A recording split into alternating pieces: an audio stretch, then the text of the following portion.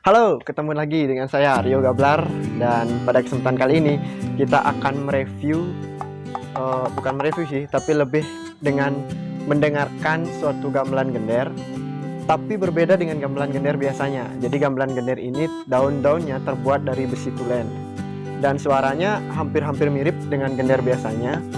Sedangkan gender biasanya terbuat dari kuningan. Bagaimana suaranya? Simak terus.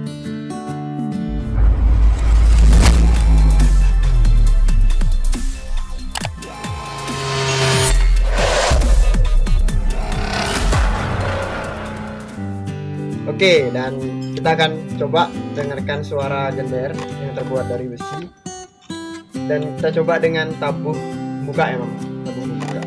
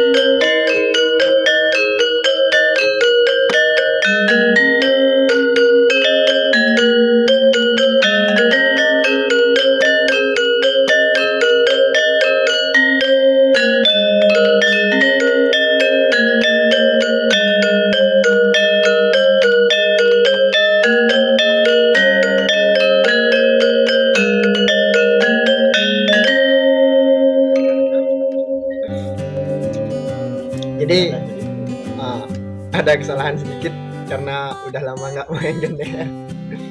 Kalau didengar-dengar sih suaranya agak berbeda ya, Mam, dari gender biasanya yang terbuat dari kuningan. Jadi suaranya lebih kurang ada gemanya, lebih agak katos, lebih apa ya? Katos biasanya lebih agak katos, keras ya, katos keras.